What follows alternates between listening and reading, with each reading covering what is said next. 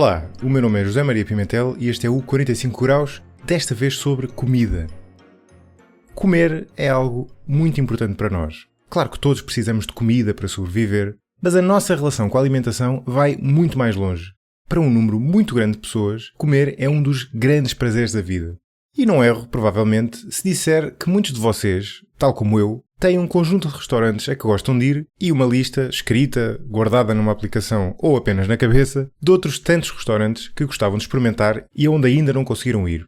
E muitos de nós, além disso, dedicam-se avidamente a recolher as melhores receitas e experimentar cozinhá-las em casa. Na maioria das vezes, juntamente com outros convivas, porque comer é um ato eminentemente social. Talvez, aliás, o mais social de todos os atos humanos.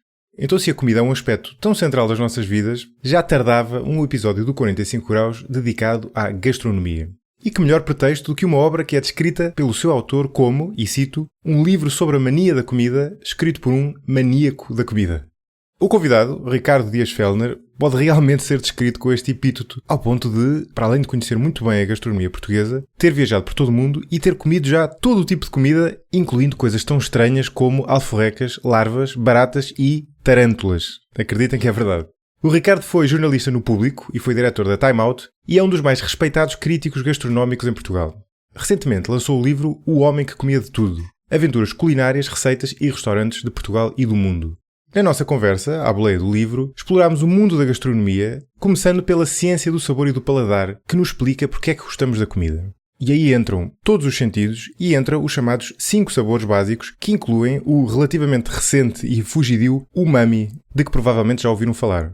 O umami continua a ser um bocado um mistério, e ao contrário dos outros, não é muito fácil perceber de que é que estamos a falar, e eu fiquei, aliás, a pensar nisso depois da conversa. Porque é que foi preciso um cientista do século XX para descobrir um sabor com o qual a humanidade convive há tempos imemoriais? Entretanto, surgiu-me uma hipótese para explicar esse puzzle, mas deixo-a no final do episódio para vos deixar primeiro desfrutar da conversa. A seguir, falámos de algumas das cozinhas mais marcantes, mas também mais surpreendentes do mundo, na opinião do Ricardo, não deixando, claro, de falar da cozinha portuguesa, e aí o Ricardo tem uma opinião muito interessante em relação às forças e às, também, limitações da nossa cozinha. E claro, não deixámos de tocar em alguns debates recorrentes à mesa de refeição, pelo menos às mesas em que eu costumo estar, como, por exemplo, o fascínio de muita gente, e a repulsa de outras, em relação ao picante, a cozinha vegetariana, e se pode realmente ser tão saborosa como a cozinha à base de proteína animal, e até que ponto, e este então é um tema ultra recorrente em conversas sobre comida, até que ponto existe uma lei da natureza que faz com que os grandes restaurantes e as grandes cadeias de restauração sejam sempre inevitavelmente piores do que os pequenos restaurantes locais. Uma ideia que está muito presente no livro do Ricardo. Foi uma bela viagem pelo mundo da gastronomia, por isso preparem os vossos garfos e facas virtuais e deixo-vos com Ricardo Dias Fellner.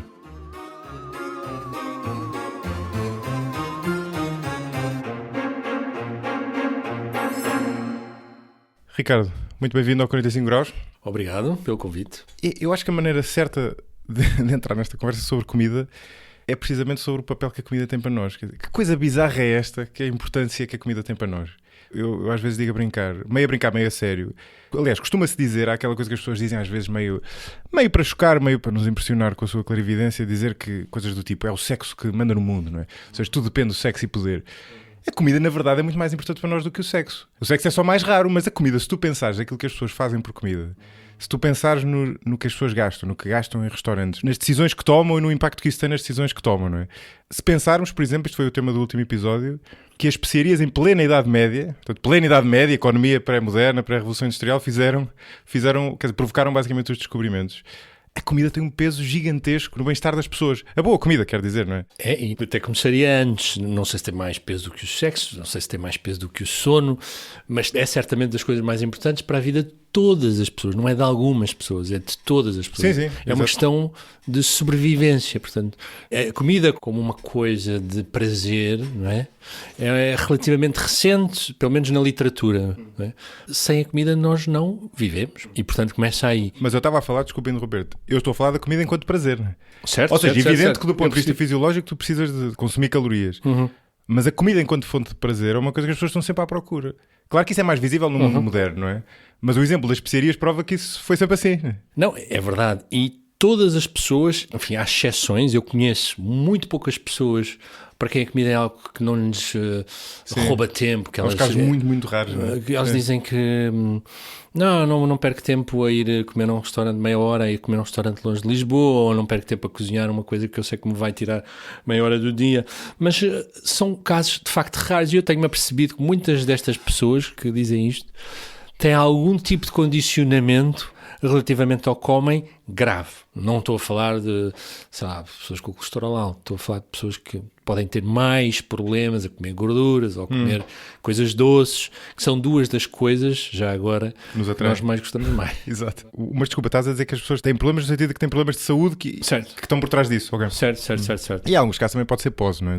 Não, comida, esse tipo de coisas supérfluas, não me interessa. Eu tenho encontrado este padrão. As pessoas dizem isto e depois descubro mais sobre a pessoa, já sei sobre o passado da pessoa e percebo, sei lá, que ela não pode comer açúcar, ou que não pode beber vinho, ou que tem um problema de colesterol muito grave na família, e portanto que tem que se estar sempre a vigiar demasiado quando come, e isso torna-se cansativo para elas, e portanto elas querem uma coisa que não lhes... É como se não tirassem nada de positivo dali, ou pelo menos em termos líquidos não tiram nada de positivo, e portanto a pessoa deixa de pensar nisso, não é? Deixa de jogar nesse terreno. Sim, mas todas as outras, nós somos de uma forma geral seres obcecados com a comida, e não interessa se estamos a falar de povos mais ricos ou mais pobres.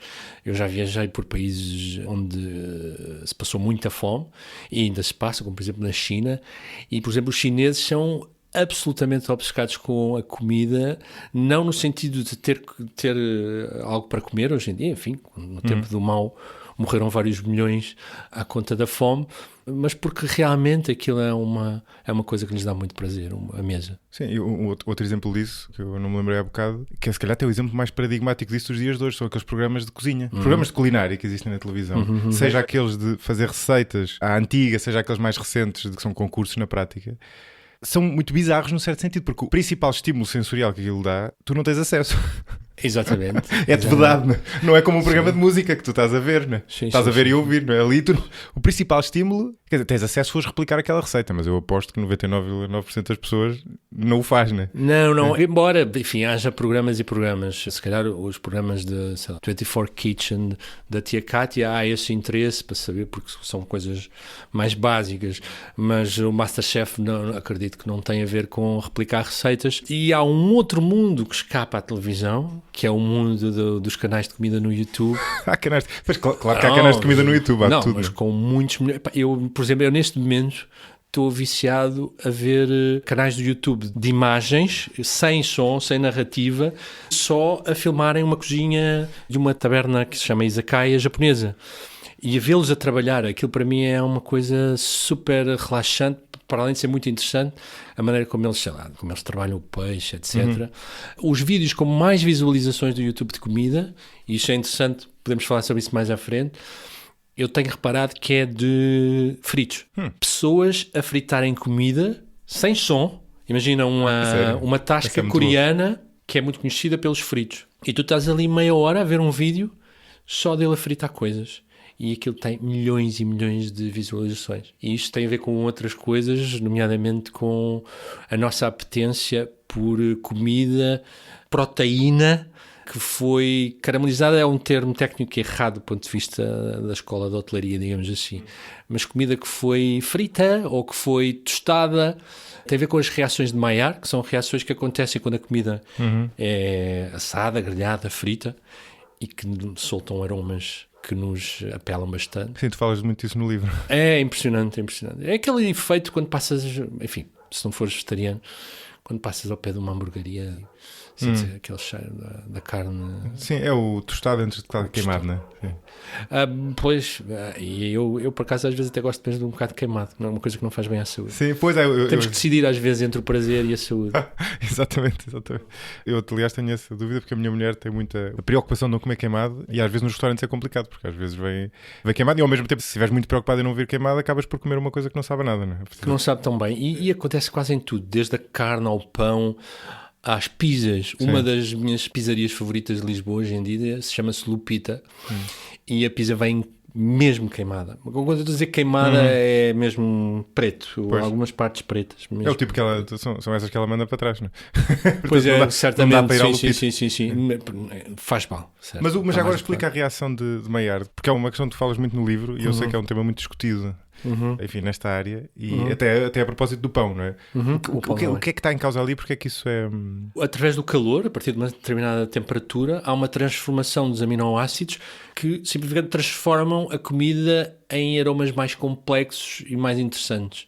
Aromas e sabores. Portanto, uma parte importante das coisas que nós gostamos, como, sei lá, tostas, lá está, hambúrgueres, fritos, vem dessa reação. Tem a ver com isso. Curioso. Tem a ver com várias E coisas. tem a ver com a gordura, no caso dos fritos, não é? A Ou não, achas que não? gordura é mais um transmissor de sabores do que é um sabor propriamente em si, ok? Tem muito a ver com o umami, que é considerado o quinto sabor, Certo, embora hoje em dia nas escolas portuguesas ainda não apareça com reconhecido, que já aparece em praticamente todo o mundo, mas pronto, enfim. E depois tem a ver com doce, tem sobretudo a ver com estas coisas, que é doce, umami e também reações de Maillard.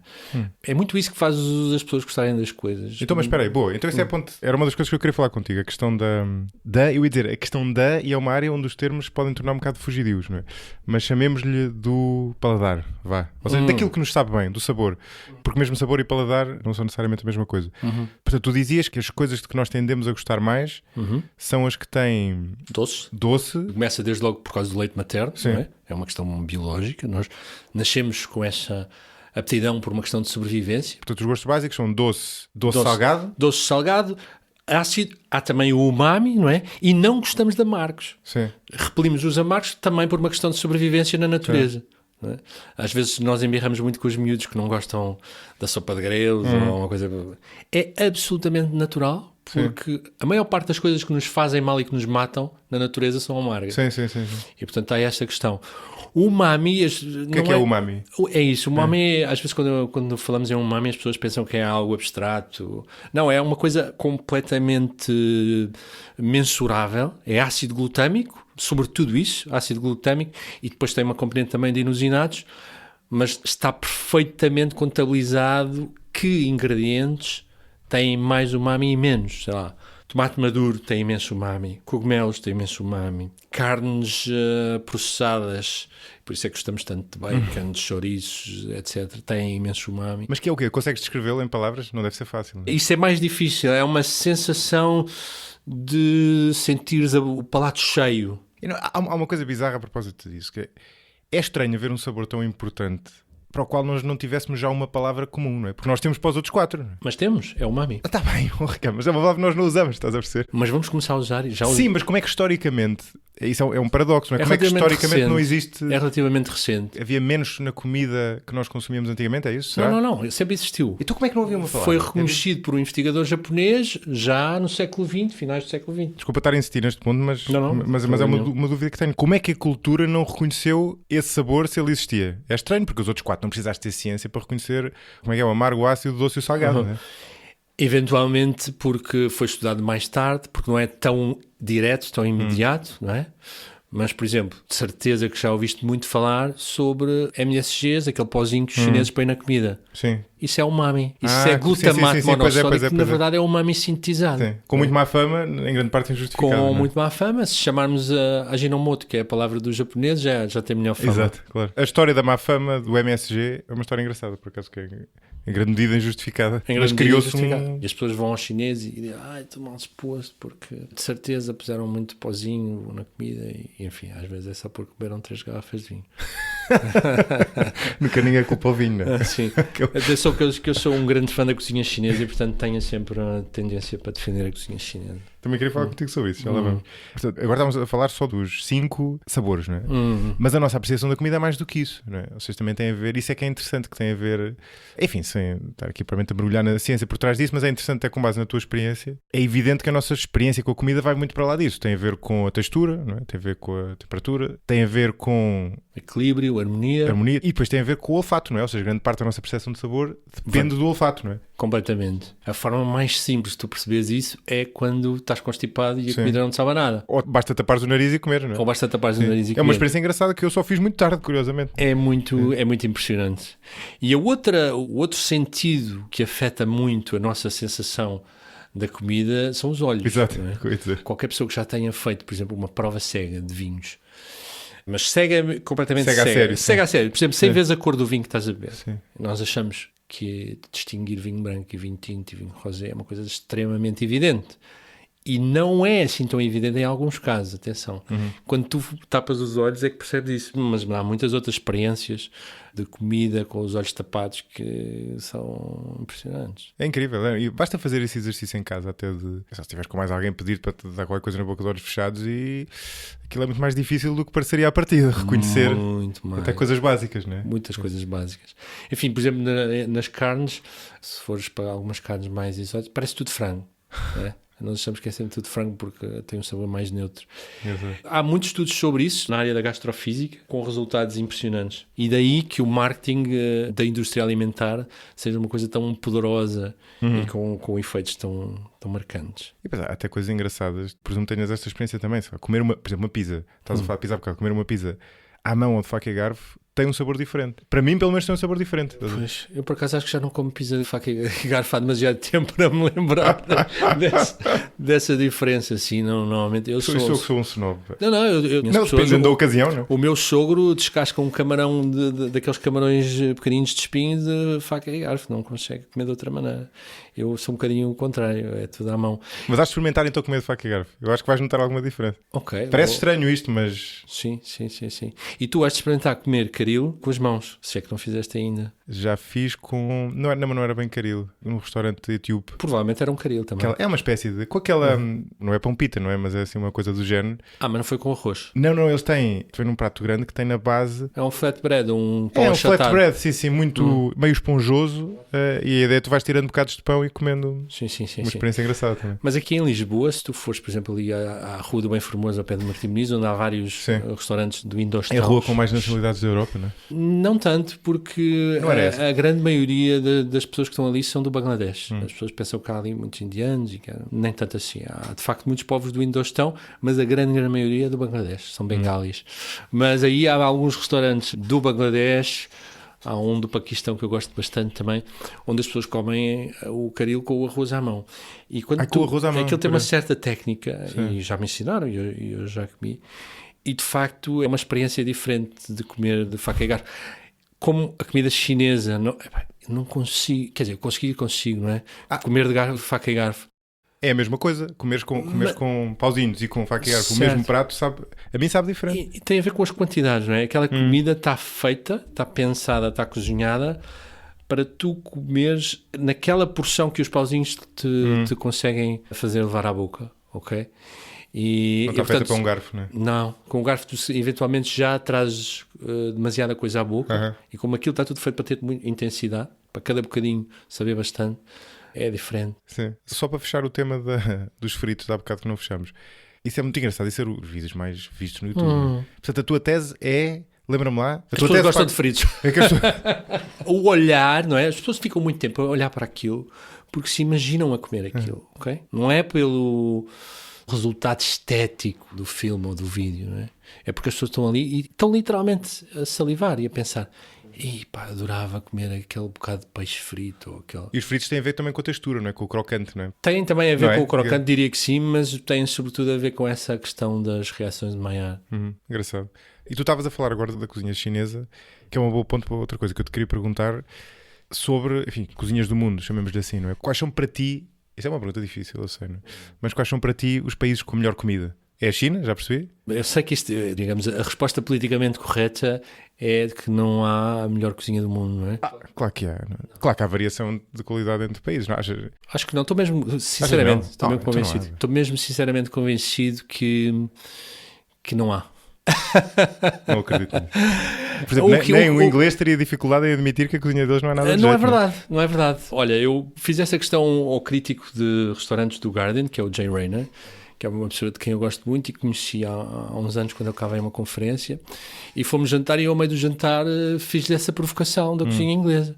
E ele ficou mesmo ofendido. dizendo, Mas isso é uma piada até entre eles, então. Sim, é uma piada entre muitos deles, mas não é entre a maioria deles. A maioria deles acha mesmo que a sua cozinha é interessante.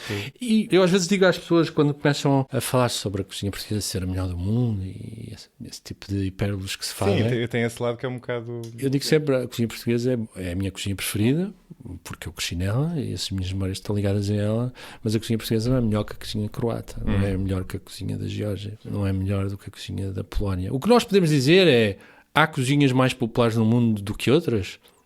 Mas isso, claro, e estão relativamente bem definidas, não é? Podemos dizer com alguma certeza que a cozinha italiana é a cozinha mais consensual do mundo.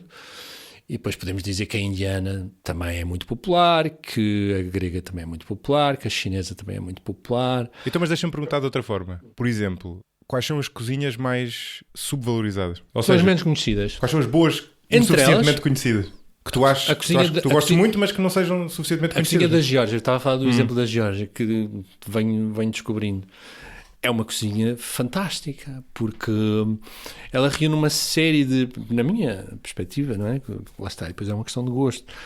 Reúne uma série de características que estão ligadas um bocado ao Mediterrâneo, que estão ligadas um bocado ao Oriente. Está em vários sítios, sim. E eles também são loucos por comida.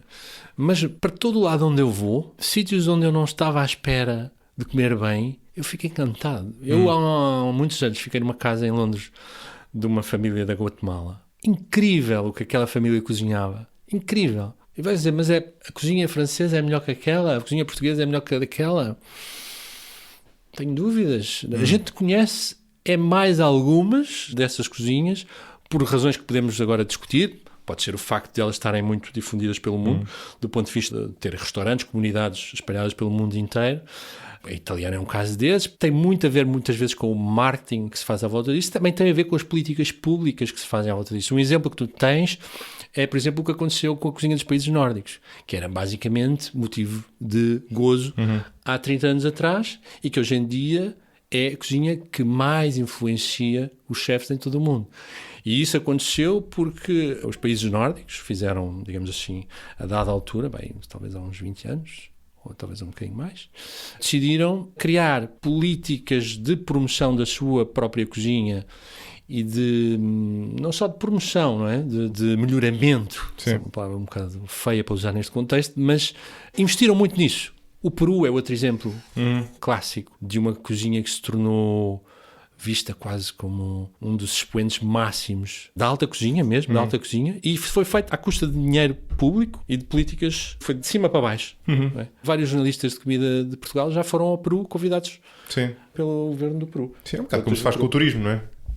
Nós fazemos também isso, mas não na escala em que o Peru faz. Ou que o Peru começou a fazer há uns anos atrás.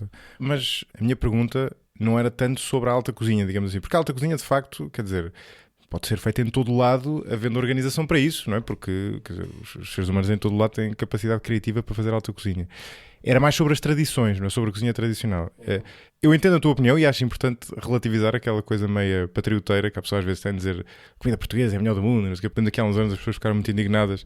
Também já não sei, um crítico qualquer inglês que tinha dito que a cozinha portuguesa não era grande coisa. Enfim, isso é tudo, claro, é tudo um bocado ridículo, porque isto tem um lado relativo. Agora, há um lado, se nós olharmos para a cozinha tradicional dos países, eu acho que é argumentável dizer que há razões para alguns sítios serem melhores do que outros. Por exemplo, terem mais história versus menos história. Estarem em climas mais favoráveis a conseguir, na era pré-moderna, ter uma variedade de alimentos, ou seja, de matéria-prima muito maior, por exemplo. Estar, e este terceiro aspecto joga a desfavor de Portugal, quer dizer, joga a desfavor, não, por acaso não joga a desfavor por causa dos descobrimentos, mas jogaria a favor da Geórgia, que é estar ali na confluência de várias culturas, por exemplo. Ou seja, há fatores que tu podes dizer que podem tornar alguns sítios com melhor gastronomia e outros com pior. É curioso, não? Estou todo a provocar. O que tu estás a dizer faz todo o sentido, mas a realidade trata de desmentir. Por exemplo, a questão da existência de muita matéria-prima e muita diversidade. Aparentemente seria um fator a favor da culinária de um país. Mas o que nós vemos é, precisamente, em alguns sítios, o contrário. Foi precisamente a escassez de matéria-prima que fez, por exemplo, voltemos à China, onde houve grandes problemas de escassez de matéria-prima.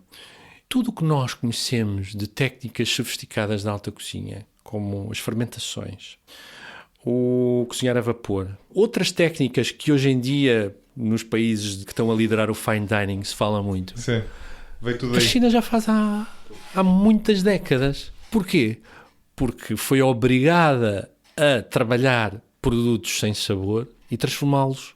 E a fermentação, por exemplo, é um caso em que isso acontece. Tu consegues produtos amargos transformar em coisas comestíveis através da fermentação. Sim. Não é? E é um bocado a história da pizza também, estavas a falar um bocado de Itália também. Sabes aquela ideia que os artistas dizem que a escassez dá-nos mais Sim, criatividade? sim. É isso que acontece em muitos desses países. Sim, o teu ponto é interessante, ou seja, há tantas variáveis, não é, que é muito difícil perceber da confluência delas todas qual vai ser o produto final. Não é? Exatamente. Porque por um lado a variedade é boa, mas por outro a falta de variedade ou a escassez estimula a criatividade. Torna os povos mais preguiçosos. Sim. Dito isto, se quiseres, por exemplo, olhar para o exemplo português, nós temos uma cozinha muito simples. A nossa cozinha tradicional é muito simples, o que não acontece com muitas outras cozinhas.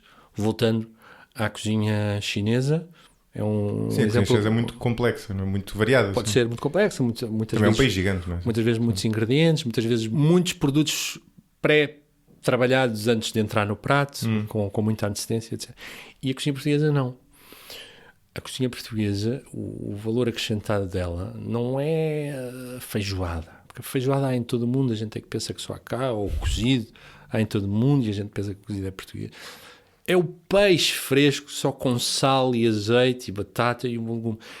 Porquê? Porque esses produtos normalmente têm tanta qualidade, não é? Que eles não precisam de mais nada, não é?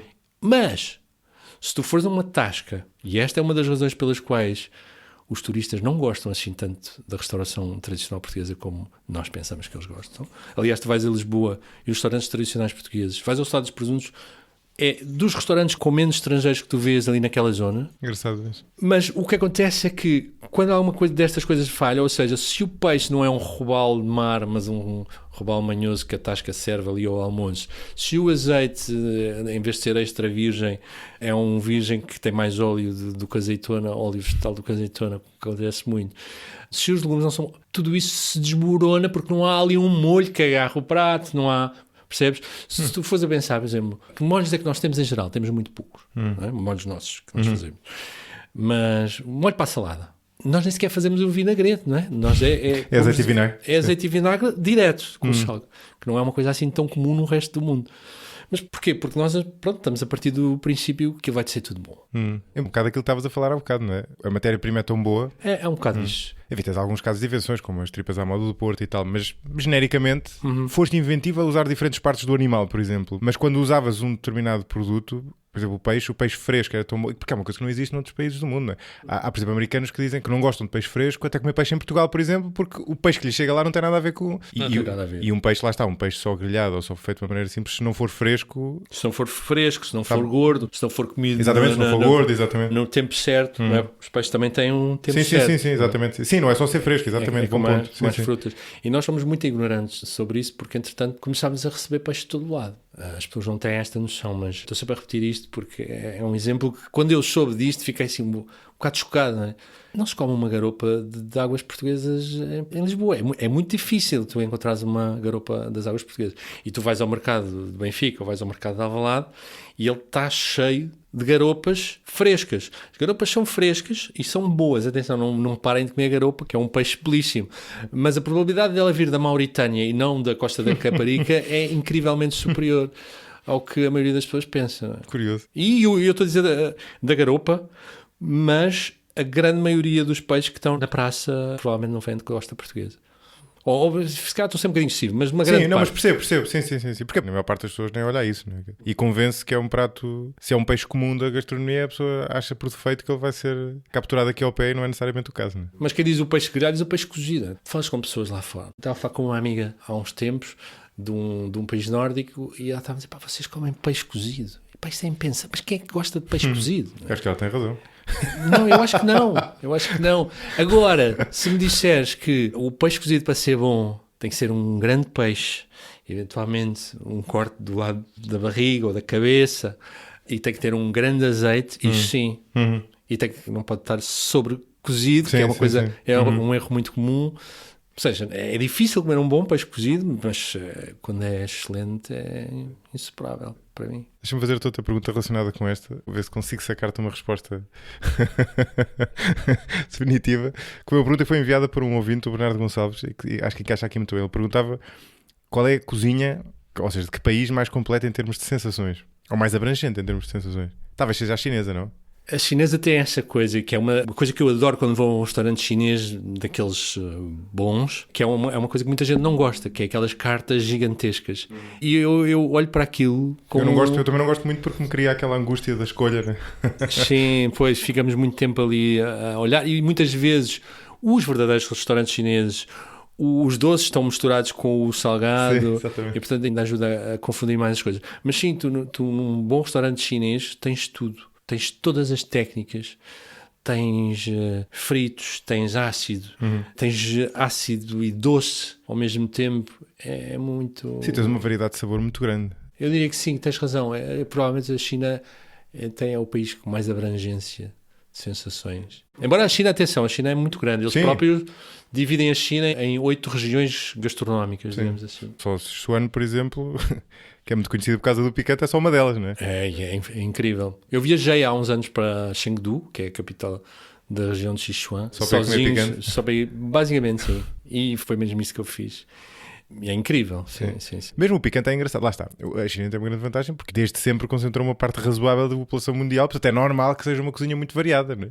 Certo. Tendo em conta que é uma civilização antiga, que, ou seja, mesmo na era pré-moderna, tinha lá, entre um quinto ou um quarto da população do mundo, é normal que haja ali uma variedade enorme, não é? Mas ao mesmo tempo, quer dizer, mesmo apesar disso, é engraçado tu vês que existe, tu tens desses pratos de Sichuan ultra picantes até pratos de uma delicadeza, quer dizer, quase sem sabor, no sentido em que são muito leves, não é? Quer dizer, que é engraçado. A coexistência desse tipo de pratos é curiosa. E depois tem um aspecto que eu acho curioso da cozinha chinesa, é que o ex-libris da cozinha chinesa, ou pelo menos o ex-libris da cozinha chinesa virado para ocidentais, que é o patá Pequim, é um prato muito diferente do resto da cozinha chinesa, que é curioso. Eu vivi um ano na China, portanto eu andei um bom tempo a comer comida chinesa. E a única lacuna que eu acho que a cozinha deles tem é não usar forno praticamente, exceto no patá Pequim. Aquilo não é bem feito no forno, mas na prática é como se fosse, né? Que é engraçado, não é? Ou seja, o prato parece um outlier, não é? O prato que é o mais conhecido é diferente dos outros todos. Sim, no sentido em que não tem muitos molhos, não sei o quê, embora seja bastante mais complexo do que parece. Sim, mas é um prato de forno, é porque eles não têm quase mais nada. Sim, é verdade. Acho eu, enfim, não quero estar aqui a dizer... Não, tens razão, eles têm pouca coisa de forno. São muito mais... São mais fritos, de frigideira, ou cozidos, ou vapor. Sim. Embora muitas coisas, na verdade, não são cozinhadas no wok, são terminadas no wok. Porque depois entram dentro do wok, há muita coisa que já teve um trabalho anterior, às vezes muito, muito longo. Eu estou absolutamente viciado numa série da Netflix sobre cozinha chinesa, que tem uma forma de filmar a comida impressionante. Flavorful Origins. Boa. Bem, vou ver e vou pôr na descrição do vídeo. A série é incrível. Se tu viveste na China, vais adorar, porque também tem paisagens da China. Obviamente que aquilo está... Sente-se que aquilo teve um comando sim. superior, digamos, na edição e nos conteúdos. Mas também é relativamente inócuo neste caso, não é? Ou seja, a partida, não é? Sim, mas pronto, apresenta sempre tudo como uma coisa muito feliz e a melhor coisa do mundo. Mas de facto, tu vês lá coisas que são verdadeiros artesãos, não é? Nós olhamos para um frasquinho de molho de soja e olhamos para aquilo como um líquido, com um bocado de água com uma cor um bocadinho mais escura, mas molho de soja bem feito, é um processo de lá está, de fermentação. E tem uma série de etapas. E tem muito umami, é uma das razões porque a gente põe aquela ideia, pomos molho de soja em qualquer coisa fica bom, uma das razões é isso, é porque está cheio de umami. Mas eles estão sempre muito à procura do umami, os japoneses também. Os chineses e os japoneses sempre tiveram essa opção. E por isso a comida deles é tão saborosa também. Havia outro ouvinte que fazia uma pergunta, e realmente eu sempre me perguntei em relação a isto, é porque é que nós... Na verdade eu não sei se é uma especificidade portuguesa, mas nós em Portugal, até muito recentemente, não tínhamos restaurantes chineses a sério. Ou seja, aqueles restaurantes chineses que nós nos lembramos, ali dos anos 90, início dos anos 2000, quando a comida chinesa esteve na moda, não eram bem restaurantes de cozinha chinesa, não é? Era uma cozinha chinesa ocidentalizada. No fundo, uma coisa... Tentou-se corrigir um problema análogo ao que tu descrevias dos turistas em Portugal com as tascas portuguesas, que é os ocidentais, ou os portugueses em particular, não sei, não achavam grande graça à cozinha tradicional chinesa e criou-se aquela coisa que não é bem a cozinha tradicional, é suficientemente exótica para parecer chinês, mas não é bem... Depois fores comer chinês a sério, percebes que não é cozinha tradicional. Sim, o que os restaurantes chineses fizeram, foi, por exemplo, o Chop Suey é uma recriação ocidental. Mas não é específico de Portugal, pá, não? Isso é... Não. É transversal, basicamente, sim, ao mundo eu diria ocidental. que terá... Provavelmente o Chop Suey foi inventado num restaurante chinês do Chinatown, Nova York. E depois foi difundido por todo o mundo. Mas sei lá, os indianos fizeram o mesmo, julgo com o tikka masala, que se tornou o prato mais... Prato mais inglês, como eles diziam a certa altura, não é? Exato, ou seja, são pratos que o paladar ocidental já de alguma forma está habituado, não é? Porque comer cozinha chinesa a sério é difícil. Eu digo que é difícil, não digo isto a ver a coisa de cima, digo isso porque é um processo que ou seja, há pratos que eu tenho dificuldade em comer. E porquê? Porque são texturas estranhas, muitas vezes, por exemplo. Ok, essa questão das texturas é uma questão muito chinesa. Os chineses dão muito mais importância à textura. Eu diria que, por exemplo, os portugueses não dão. Sim, Na nossa comida, uma das críticas que os turistas muitas vezes fazem, não diretamente, mas nos fóruns da internet, etc., é que é tudo mole. Não temos essa coisa. Os chineses, por exemplo, uma das coisas que eles adoram é uma das coisas que nós testamos, que é cartilagens. Exatamente. Patas de galinha. Sim, eles comiam imenso disso. Adoram patas de galinha. Patas de galinha tem muito umami também, mas é sobretudo por aquilo ter aquela textura estranha. A sopa de barbatana de tubarão. Há razões de ordem clínica, que eles são muito sensíveis a isso, não é? Diz que do ponto de vista da libido, sexual... tem uma série de mitos em torno, sim, em torno disso. Mas também tem a ver com o aspecto da própria textura. Né? Não sei se tens ideia disso, mas uma sopa de barbatana de tubarão a sério com barbatana de tubarão é uma coisa para custar mais de 100 euros, bem mais. Sim. Eles até têm isso presumo que continuem a ter um problema de caça furtiva de tubarões por causa disso. Não é? Exato. Porque é tudo atrás das barbatanas de tubarão por causa precisamente do preço que se paga por esse prato. Sim. Para voltarmos há bocado à pergunta do que é que nos faz gostar de uma coisa, há uma coisa que nós não falamos aqui, há duas coisas que nós não falamos aqui e que entram muito nisto, evidentemente. Uma é a nossa memória, não é? Sim. Nós vamos gostar aos 35, 45 anos de coisas que nos serviram quando éramos pequenos. E isto está mais ou menos provado. Há estudos que provam se aquela velha dificuldade com as crianças comerem coisas que não gostam, se os pais as devem forçar a comer ou se não devem forçar a comer. Lá em minha casa... eu sempre forcei a comer, nem fosse um bocadinho. Um bocado aquela coisa de não gostas, comes menos. Mas tens que experimentar. E há estudos que mostram que se tu fizeres isso, se os miúdos comerem mesmo coisas que não gostam até aos 18 anos, mais tarde na vida, eles vão gostar e vão comer e até se calhar vão adorar. Tenho um exemplo do tomate, que era uma coisa que eu não gostava quando era miúdo, mas a minha mãe nunca tirou o tomate das coisas, ou mesmo da cebola, do refogado. Sim, a cebola eu acho que a maior parte dos miúdos não acham grande graça. Sim, também não gostava de feijão verde, mas fui obrigado a comer e hoje em dia gosto. Sim. Na verdade, o exemplo da nossa reação, ou seja, da reação dos ocidentais à comida oriental, à cozinha chinesa neste caso, é um exemplo disso, não é? Na verdade, é porque tu não foste habituado a comer aquele tipo de comida e, portanto, causa-te estranheza, não é? Exatamente. Causa-te uma espécie de repulsa inicial que tu tens que tentar contornar deliberadamente, não é? Muita gente pergunta, então, mas se nós nascemos com esse gosto pelas coisas mais doces, não é? Mas então porquê é que eu gosto de grelos amargos?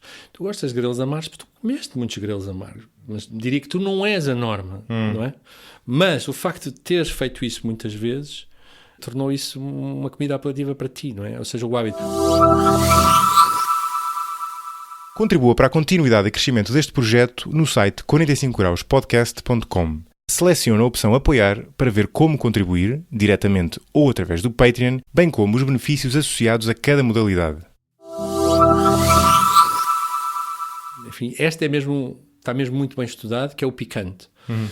Eu fiz uns workshops de picante durante a... Tu és grande fã de picante, não é? Sou grande fã de picante e cultivo as minhas malaguetas e faço os meus molhos, etc. E tenho sempre esta conversa com as pessoas quando elas me dizem que eu não aguento nada picante. Enfim, eu sei que há pessoas que são mesmo alérgicas, não é? Têm reações muito violentas.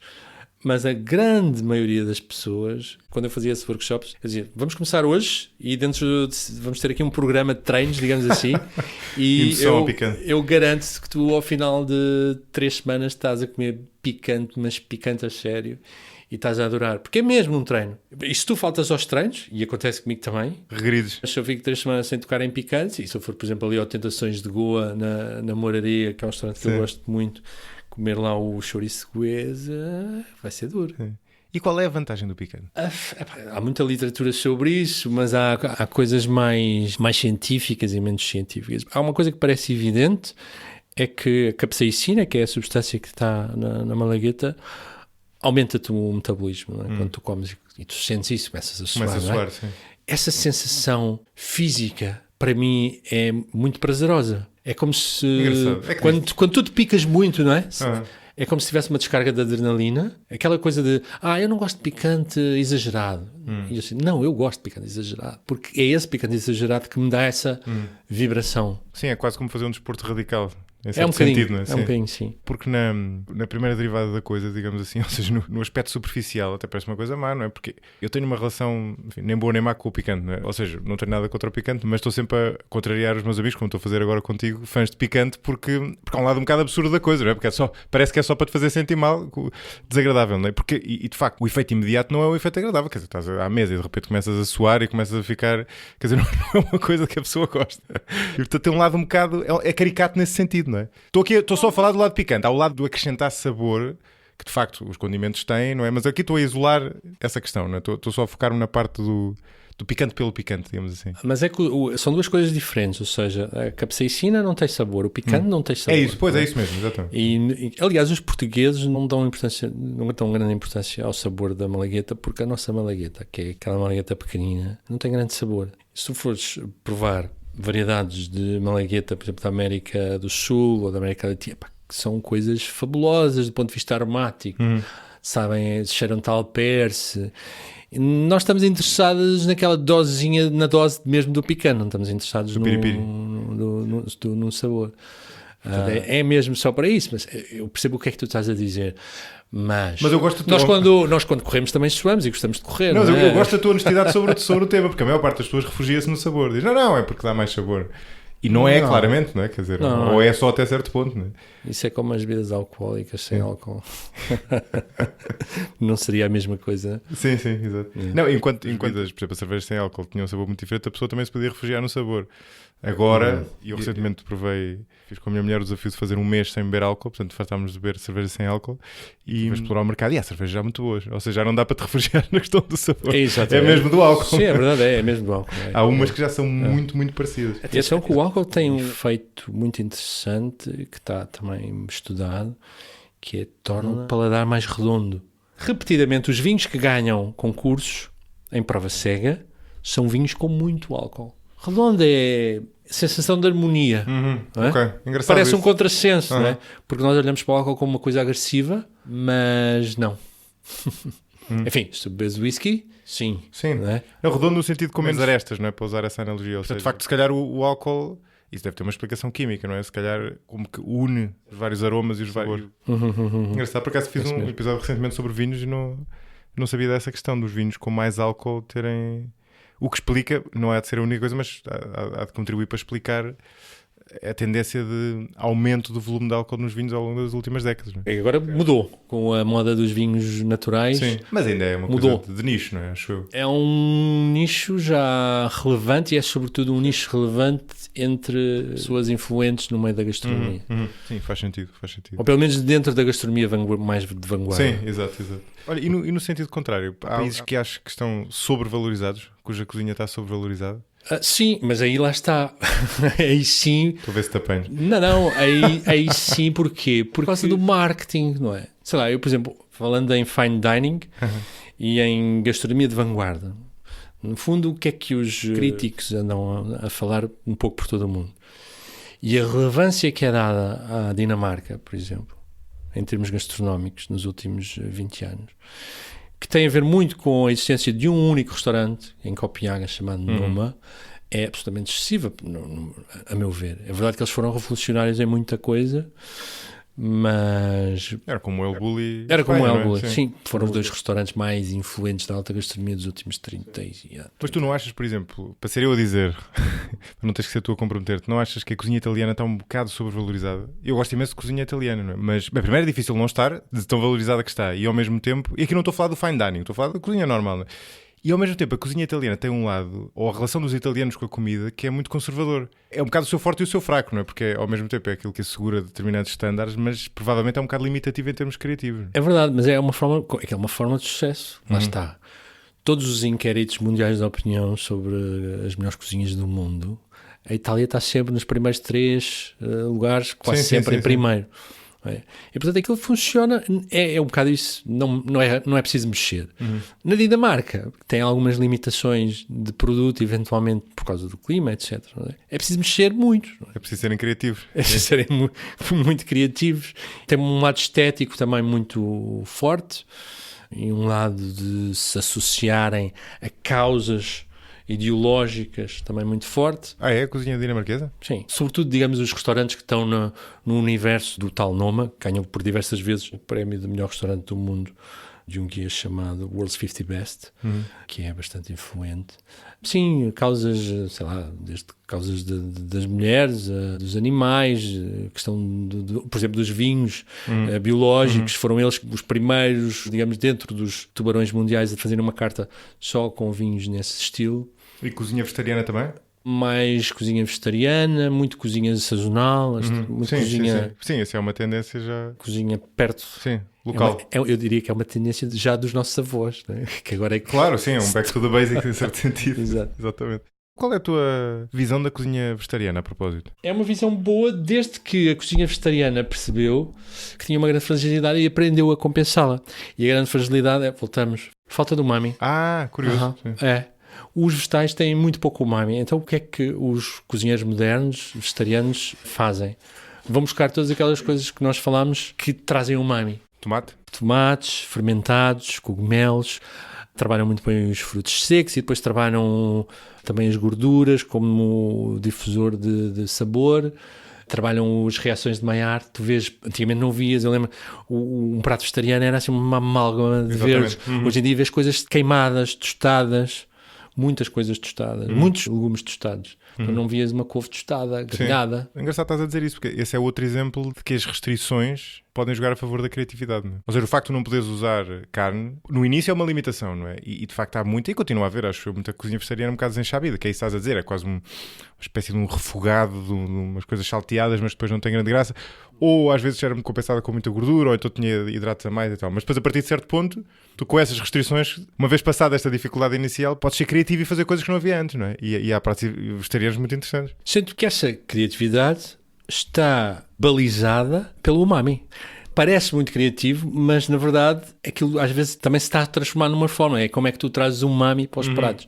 Sim. Mas achas que é mesmo deliberado? Não, é mesmo deliberado. É mesmo deliberado. Nunca tinha ouvido isso, mas... É mesmo deliberado. E tu vês, por exemplo, nos restaurantes de Michelin, onde tu comes muitas vezes porções muito pequeninas, que têm que ter uma grande concentração de sabor, para a pessoa não dizer, epá, isto é tão pequenino e não sabe nada. Mas tu vês ingredientes com umami sobre ingredientes com umami sobre ingredientes com umami. Engraçado. Porque os chefes sabem perfeitamente onde é que isso se vai buscar. Quais são, na tua opinião, os melhores restaurantes vegetarianos em Portugal? Ou em Lisboa, se for mais fácil? Olha, um que eu gosto bastante é o Senhor Uva.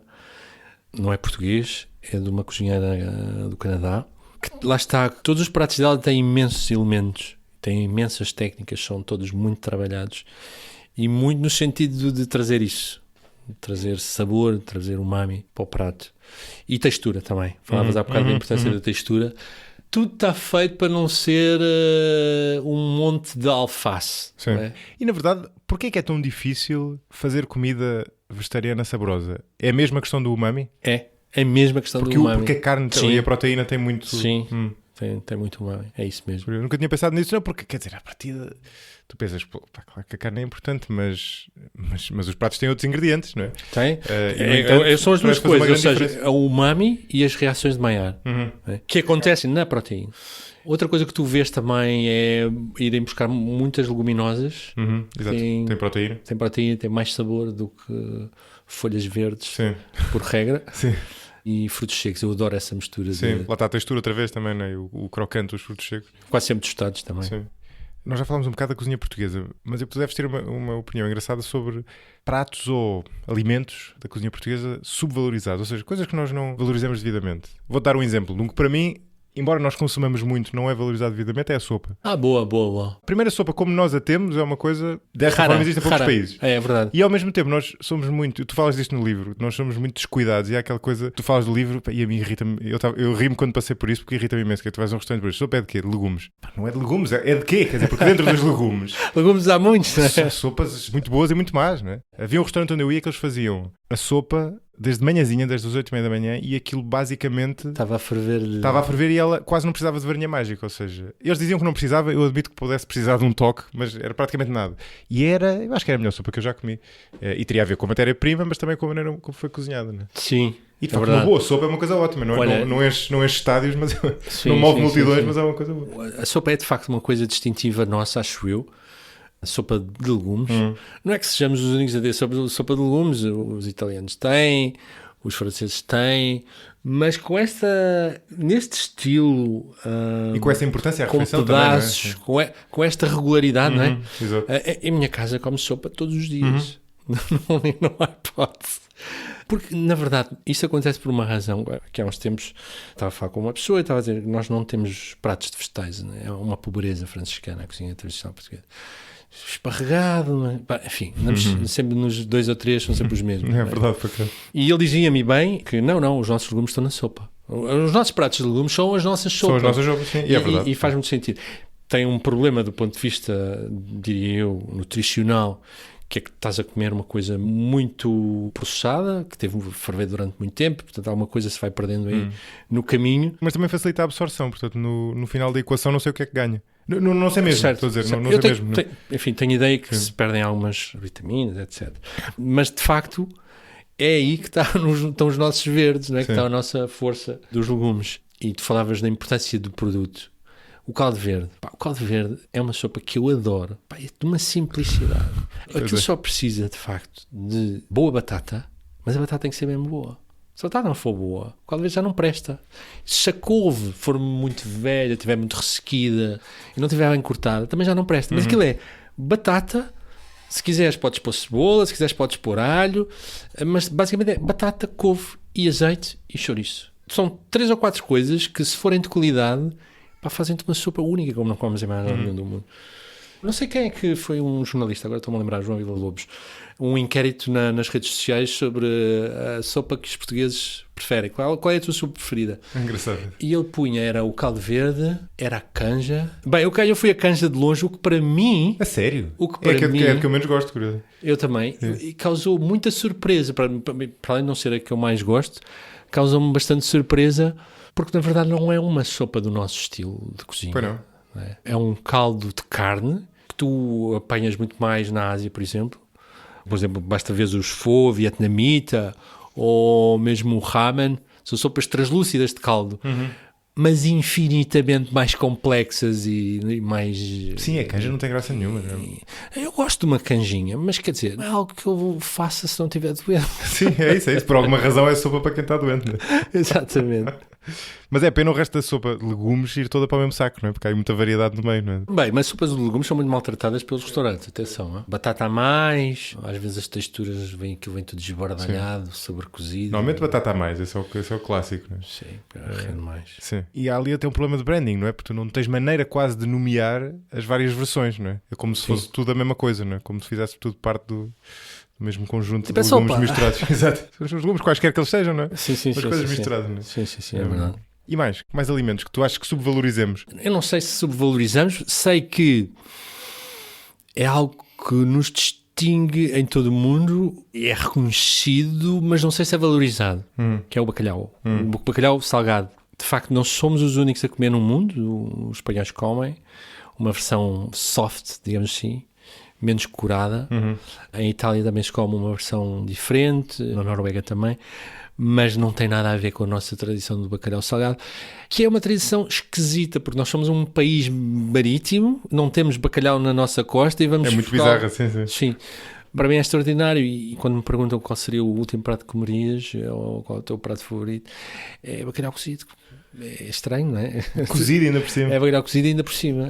Sabes que eu tenho uma teoria, que tu vais discordar de certeza, e provavelmente com razão, que eu gosto de dizer para provocar as pessoas, que é... Às vezes eu tenho que ter cuidado para formular isto bem. Todos os pratos de carne ganham a ir ao forno.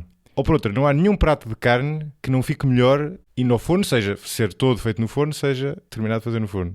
Eu digo isto, normalmente as pessoas discordam, e eu uma vez dizia isto em família, dizia de certeza que o cozido à portuguesa fica melhor se for posto um bocado no forno. As pessoas dizem, não, que estupidez.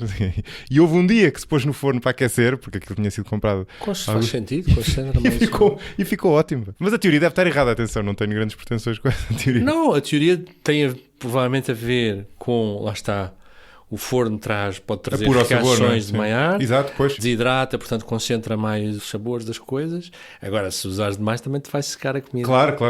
Sim, é um toque. Sim, mas por acaso não tinha pensado... Eu tenho uma outra teoria sobre o forno, que às vezes perguntam, eu estou a dar uma receita de forno, não sei o quê, mas quantos graus? E eu, quando não tenho bem assistência, 180 graus, qualquer coisa a 180 graus nunca falha. Foi não, 180 graus é ali o compromisso, não é? A maior parte das coisas ficam bem a 180 graus. Acima disso, aos 200 já arriscas Pode a queimar. estar a queimar. Né? Sim. Depois há o problema que, dependendo da qualidade do forno, os 180 graus podem não ser reais, não é? Mas isso é outra questão. Se o forno for manhoso, os 180 graus na prática são para aí 150 ou abaixo disso. Não é? Mas isso é um problema mais de ordem prática do que propriamente. Certo. Há outro produto nosso que eu acho que nós não valorizamos devidamente, e tu também falas do livro, que são as conservas, que são muito mais valorizadas em Espanha, por exemplo, embora nós tenhamos uma indústria conserveira, ou em França, exatamente. Ou em Itália. Não sei se Espanha não... Enfim, não tenho muita segurança no que vou dizer, mas tenho a impressão que Espanha ainda valoriza mais. Se tu fores a um supermercado em Espanha, Espanha é líder mundial, não é? Tu tens prateleiras e prateleiras de conservas. Em Portugal, ali quer dizer, se for um supermercado grande, claro que apanhas ali uma zona um bocado maior, mas é... E sobretudo a variedade não tem nada a ver. É como o arroz, que é uma coisa sobre a qual eu tenho escrito muito e me tenho batido um bocado por se valorizar um bocadinho mais. As conservas são uma commodity, não é? São uma mercadoria. Sim. Não são um produto gastronómico, percebes? Nós não encaramos isso como um produto gastronómico. E em Espanha encaram. Exato. E trabalham no mais, é verdade, do que nós aqui. Sim. Nós aqui enlatamos e vendemos. Agora há uma outra marca... Sim, as coisas já começaram a mudar, pá, nos últimos 15 anos talvez, mas é devagarinho. Não, mas há uma outra marca, este ano, a Pinhais, que é uma conserveira de Matosinhos, começou a fazer latas com 3 anos, porque as conservas em lata ganham essas caramelizações, essas reações de Maillard, que nós estávamos a falar, e portanto tornam-se mais saborosas. Os franceses fazem isso há décadas, chamam-lhe o milésime, e vendem uma lata por 20 euros de sardinhas. Mas isso é o quê? Desculpa, explica-me lá o que é que isso significa na prática. Isso é envelhecer conservas. É como o vinho, guardares vinho. Se eu comprar uma conserva agora e esperar 3 anos, ela está a envelhecer? É isso. Ou seja, isso. Já depois de ser conserva. Já depois de ser conserva, já depois de fechada. Já depois de na fechada, lata. sim. Ok? Poderás ter que ter alguns cuidados. Um deles é um sítio que não esteja ao sol, escuro, e de vez em quando ir lá virá-la. De vez em quando é mesmo de vez em quando. Não é? Tens que lá andar todas as semanas a virar a lata de um lado para o outro. E eu, quando vou ao Porto, porque no Porto há muitas casas destas de conservas, estou sempre à procura das latas fora de prazo. E fico com todas as que apanho. E encontram-se algumas. A única coisa que... Não estou a dar aqui um conselho perigoso para a saúde pública dos portugueses. Há 2 coisas que eles têm que ter em atenção quando envelhece uma conserva. Uma é a lata não pode ficar opada, ou seja, não abalar, não é? Abalar, porque significa que tem ar lá dentro, tem oxigênio, o oxigênio dá cabo do produto. Ou ferrugens e esse tipo de coisas. Porque de resto, uma lata há latas com 20, 25, 30, 50 anos incríveis. Aquilo é uma tecnologia, eu digo isso várias vezes. Se a ideia por trás das conservas não tivesse sido inventada, aquilo é do final do século XIX, talvez, se tivesse sido inventada agora, final do século XIX, continuaria a ser considerada uma das invenções do ano, que aquilo basicamente para quem está a ouvir, aquilo é cozinhado já dentro da lata. Portanto, o que faz é mata todas as bactérias que estão lá dentro e depois já não entra mais nada. Porque é uma ideia genial. É verdade, embora as melhores conservas são pré-cozinhadas fora da lata. Sim. Mas depois ainda devem levar um... Sim, depois vão ao autoclave, acho que é assim que se chama a máquina que as fecha, não é? E que faz isso. E depois volta a aplicar a temperatura para matar o que está lá dentro. Mas às vezes as pessoas perguntam, mas porquê que esta lata de sardinhas que está aqui na prateleira do supermercado custa 1 euro e ao lado está outra que custa 3 euros? Enfim, há várias razões, sim. Pode ser matéria-prima, mas... Há várias razões, mas a principal é que as marcas que normalmente vendem esses preços fazem essa pré-cozedura, ou seja, digamos, a água da cozedura do peixe não fica dentro da lata, sim. E os sabores ficam todos mais concentrados. Sim, mas pronto, isso é mais um passo no processo industrial. Sim, porque o método de cozinhar tudo lá dentro é ótimo desde o ponto de vista da durabilidade, mas do ponto de vista de cozinhar é muito limitativo, não é? Porque tu não consegues mexer, não é? Ou seja, não consegues tirar nada uma vez. Há pequenos condimentos que entram às vezes nas latas. Por exemplo, uma das que eu gosto mais é a picante, que leva uma malagueta lá dentro, mas leva coisas a sério. Sim. Pode valor, não é um aroma de não sei o quê. Isso é outro mundo, o mundo dos aromas na culinária. E nos processados alimentares é uma coisa extraordinária, fascinante. Sim, as conservas nesse sentido são muito simples, na maior parte dos casos, não é? Ou seja, mesmo quando são elaboradas no sentido de ter ingredientes interessantes, são simples, não têm grandes invenções, não é? São muito simples. E nós somos muito bons nisso, porque temos uma longa história disso. As conservas é provavelmente das poucas indústrias que nós fomos líderes mundiais de exportações e que, enfim, tu saberás mais se calhar disso do que eu.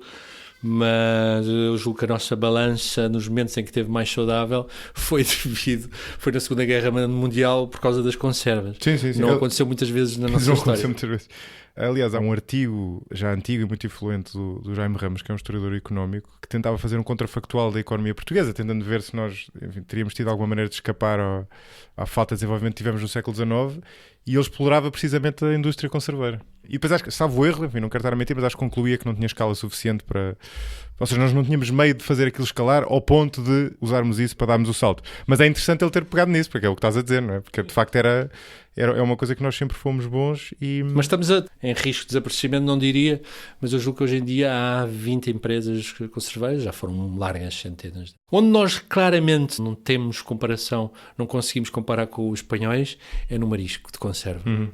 Isso aí eles são... Sim, nós não temos quase nada. Não temos quase nada. Não sabemos, lá está, não temos esse know-how, essa tradição. E, por exemplo, na Galiza, eles têm conservas fascinantes. Eu mandei vir umas latinhas de berbigões, os berberetos, numa empresa familiar galega há uns tempos, através da internet. E aqui, quando eu abri a lata, era óbvio que cada berbigão tinha sido posto à mão, um a um, porque parecia ourivesaria lá dentro. Na verdade, cada berbigão custava €1, se nós fizéssemos as contas. E, portanto, era melhor que fosse à mão, não é? Exato, não é barato, mas de facto eles encaram de outra forma as conservas, e acho que nós devíamos também cada vez encarar mais. Sim, de acordo. Porque é saudável. Sim. Faz todo o sentido tu teres em casa aquilo. Eu tenho sempre imensas. Também eu. Estão sempre a resolver problemas. Dá um jeitão, né? E com uma batatinha cozida, boa, com um bom azeite, uma saladinha, fazem uma refeição incrível.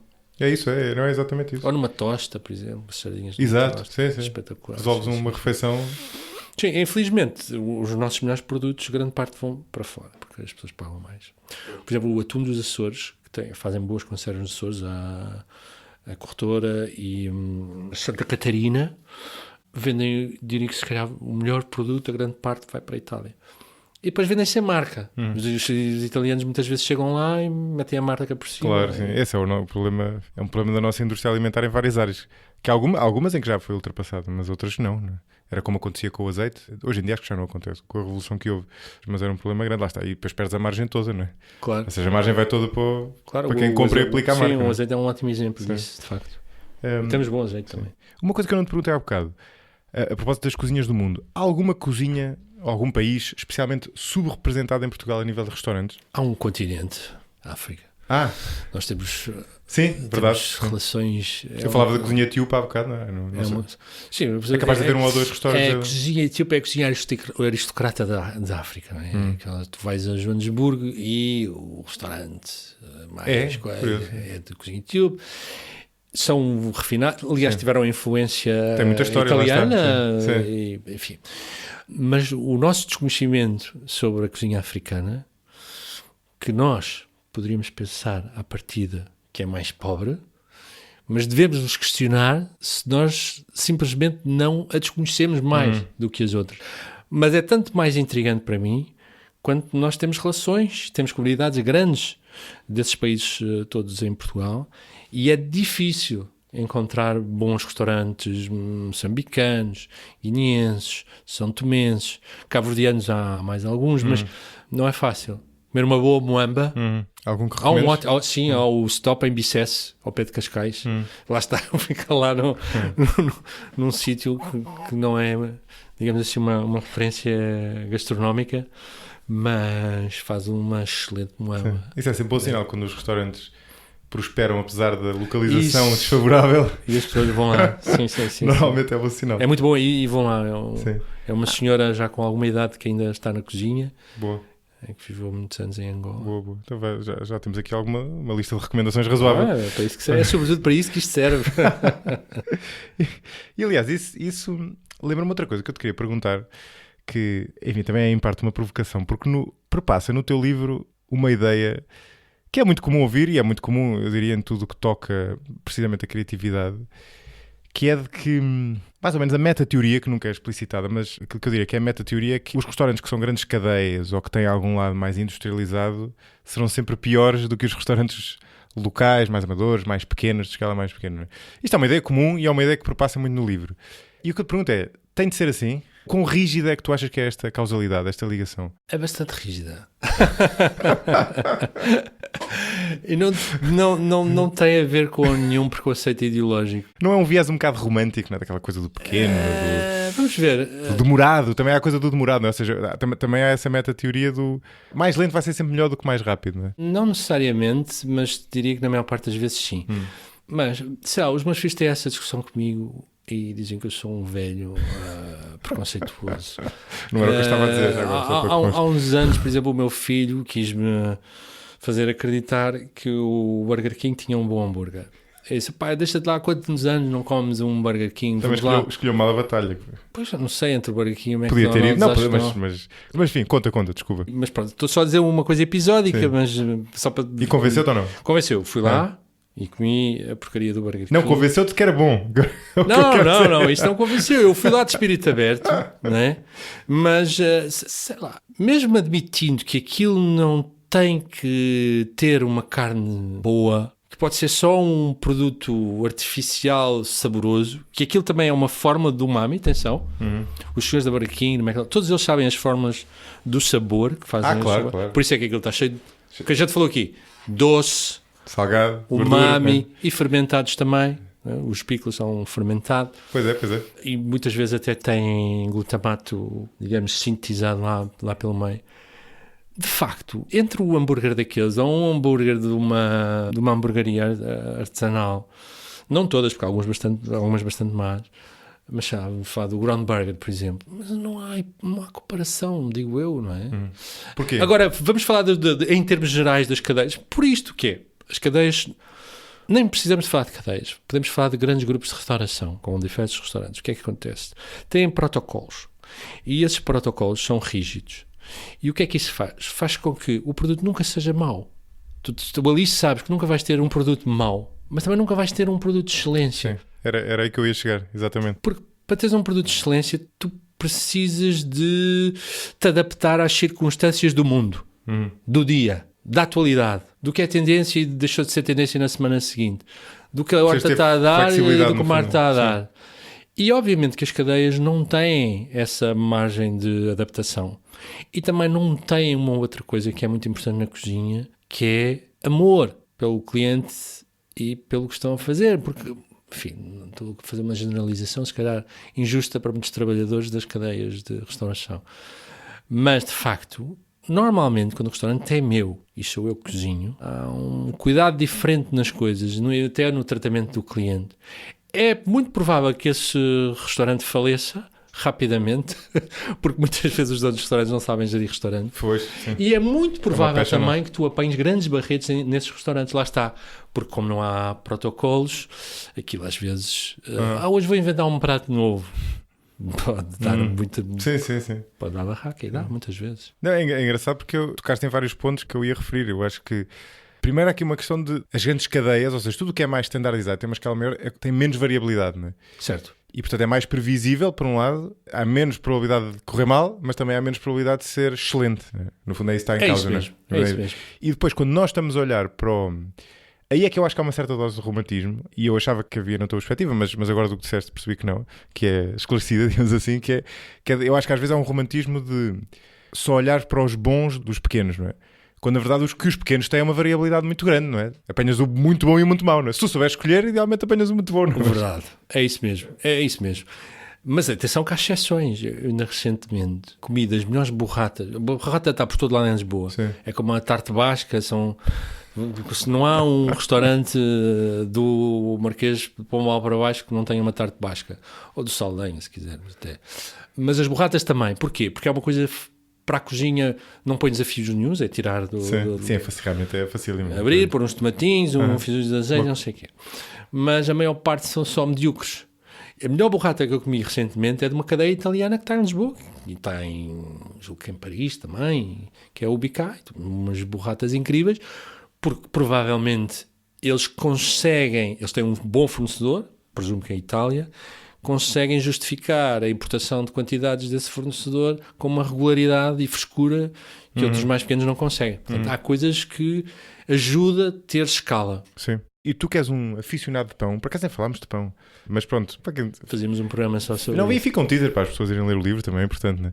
Tu que és um aficionado de pão, o que é que achas da padaria portuguesa? Eu sou cliente da padaria portuguesa. Acho que é mais difícil com a escala que eles têm ter pão ao nível de outras padarias artesanais. Lá está o que estávamos a falar, não é? Exatamente, mas eu acho que o nível de produtos dele, da qualidade, é muito superior à média. Exato, concordo. Entretanto, eles subiram bastante os preços de quase tudo. E pronto, depois no serviço, casos e casos. Por exemplo, a padaria portuguesa onde eu vou para lá muitas vezes escrever, porque tem tomadas. Tem muitas tomadas, né? Eles são amigos dos freelancers e têm um melhor ar-condicionado de Alvalade também, já agora, às vezes bom demais. Mas é um sítio onde as pessoas tratam como se fosse o café de bairro. Mas isto não acontece com a maioria das padarias portuguesas, pelo que eu ouço, atenção. Não é? Mas neste caso, as pessoas vão, sei lá, os velhinhos do bairro, que não podem estar na fila, vão lá entregar a comida, sabem os nomes deles, é muito curioso isso. Provavelmente tem uma equipa fixa, tem um chefe de loja bom. Sim, conheço só de fora, já agora só para full disclaimer, mas também parece ser bem gerido e concordo contigo, ou seja, não é, claro que não é excelente, não é? Nunca seria, mas ao mesmo tempo fez um bocado o que os Ubers fizeram com os táxis, ou seja, tirou muitos cafés de uma certa complacência. Tu tinhas padarias e cafés de bairro muito maus e de repente foram forçados a subir um bocadinho a qualidade porque não dava, não é? Sim, é verdade. E as pessoas já não... Enfim, é só um caso, não é? Mas é engraçado. Mas é um caso muito criticado precisamente por ter esse lado de massificação, não é? E acho que as pessoas, e quer dizer, eu não me estou a excluir desse grupo, nós, por um lado, as grandes cadeias têm um lado que nos atrai, da previsibilidade, mas ao mesmo tempo também nos repelem por esse lado mais ou menos standardizado, não é? Portanto, a pessoa gosta sempre de... eu acho que nós, se pudermos, preferimos ir a coisas com mais... E agora tem uma coisa boa, que eu julgo que antes não tinha. Por exemplo, eu julgo que eles agora não estão a servir o famoso sumo de laranja, não é? Eles ficaram muito conhecidos pelo menu com o sumo de laranja. Porque não está na época. Isto é uma coisa para uma cadeia interessante de se fazer. Sim. Não sei se, entretanto, já voltaram a servir, mas ainda há pouco tempo, quando eu lá fui, não serviam. A laranja não estava boa. Sim, engraçado. Sim, lá está, obriga essa flexibilidade de... E nós quase que esquecemos que a laranja no verão não está boa. Achamos que devemos beber sumo de laranja o ano todo. Eu acho que a maior parte das pessoas acham que a laranja é uma coisa de verão. Eu tenho essa impressão porque como é uma coisa que nós associamos a beber com gelo e quase como um refresco e tem aquele ar fresco, meio estival, acho que a pessoa passa por fruto de verão. É curioso, é um paradoxo engraçado. Não é? Eis uma invenção nossa, um alimento que foi uma invenção. A laranja, isto foi o meu professor de História do 11º ano que me contou, foi o melhor professor que eu tive, que contou-me várias coisas que eu nunca me esqueci, e uma era essa, que a laranja doce, ou seja, a laranja que hoje se consome em todo o mundo, foi uma invenção portuguesa. Não sei como exatamente, mas foi criada cá. Tanto é que em alguns países... Epá, espero que não me tive espero que sim, aliás. Foi pelos árabes. Também pode ter sido como o azeite, podemos ter comprado lá e ter... Nasceu na China há 500 anos antes. Não, mas acho que teve a ver com isso, ou seja, basicamente deve ter sido ali uma mistura entre uma espécie de cá e uma espécie de lá. Sim, que eram amargas e depois umas mais doces e fizeste... Doces.